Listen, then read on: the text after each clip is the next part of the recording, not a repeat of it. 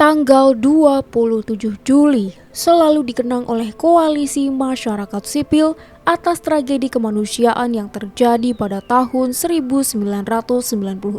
Istilah kuda tuli atau kudeta 27 Juli selalu digaungkan. Ketua Umum PBHI Nasional, Julius Ibrani, menolak penggunaan istilah kuda tuli. Menurutnya ini sama saja mengartikan kalau tragedi tersebut merupakan sebuah kudeta untuk menggulingkan pemerintahan yang sah. Yang sebenarnya terjadi bukan kudeta.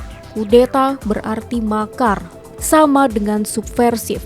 Ucap pria yang biasa disapa Bang Ijul kepada Forum Keadilan Rabu 26 Juli 2023. Peristiwa ini berawal dari perebutan kantor DPP PDI yang terletak di Cikini. Saat itu PDI sedang menghadapi perpecahan kongsi di internal PDI antara kubu Megawati Soekarno Putri dengan kubu Surjadi. Tak berselang lama, dari pertemuan kedua kubu tersebut terjadilah bentrokan di mana masa PDI pendukung Surjadi menyerang kubu Megawati yang berada di kantor PDI. Petrus Haryanto atau yang bisa dikenal sebagai Petrus adalah mantan sekretaris jenderal Partai Rakyat Demokratik PRD sekaligus bagian dari Solidaritas Mahasiswa Indonesia untuk Demokrasi SMID. Dirinya juga merupakan penggerak demonstrasi akbar besar-besaran dalam sejarah Orde Baru pertama di tahun 1995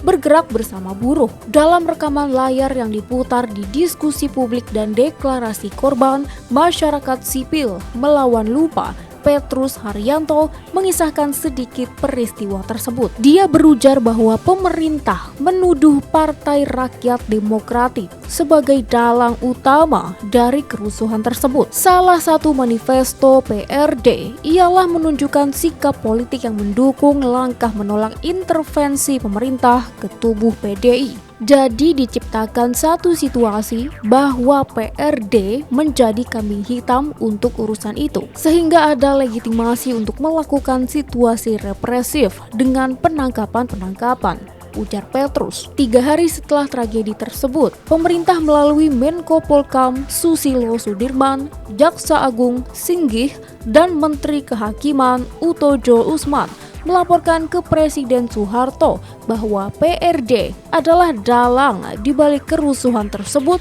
dan menganggap PRD sebagai Partai Komunis Indonesia. Setelah dicap sebagai dalang kerusuhan, para pemimpin PRD dituduh melakukan makar. Mereka yang tertangkap ialah Petrus Haryanto, Budiman Sujatmiko, Garda Sembiring, Eko Kurniawan, dan beberapa aktivis lainnya. Mereka diadili dengan Undang-Undang Subversif UU Nomor 5 Tahun 1969 tentang pemberantasan kegiatan subversi, memuat ketentuan pidana yang berkaitan dengan kegiatan subversi. Terdapat 7 aspek kegiatan tersebut. Pertama, menggulingkan pemerintahan sah dan aparatur negara. Kedua, merongrong, menyelewengkan, memutarbalikkan Pancasila atau haluan negara. Ketiga, menyebar rasa permusuhan, memancing perpecahan, pertentangan, dan sejenisnya. Keempat, menatakan simpati terhadap suatu negara yang bermusuhan dengan Indonesia. Kelima, pengerusakan bangunan fasilitas umum atau perorangan. Keenam, kegiatan mata-mata. Ketujuh, sabotase. Namun pada tahun 1999, undang-undang ini dicabut dengan alasan menciptakan ketidakpastian hukum dan bertentangan dengan prinsip-prinsip hak asasi manusia. Berdasarkan laporan Komnas HAM, 5 orang tewas, 149 orang luka-luka, dan 23 orang hilang. Asmara Nababan dan Baharudin Lopa yang saat itu merupakan pimpinan Komnas HAM menyatakan dengan tegas bahwa tragedi 27 Juli sebagai pelanggaran HAM berat karena memenuhi unsur terstruktur, sistematis, dan masif sebagaimana diatur dengan Undang-Undang Nomor 26 Tahun 2000 tentang Pengadilan Hak Asasi Manusia. Oleh karenanya, hasil investigasi Komnas HAM harusnya ditindaklanjuti ke dalam proses penuntasan termasuk salah satunya yudisial, ujar Julius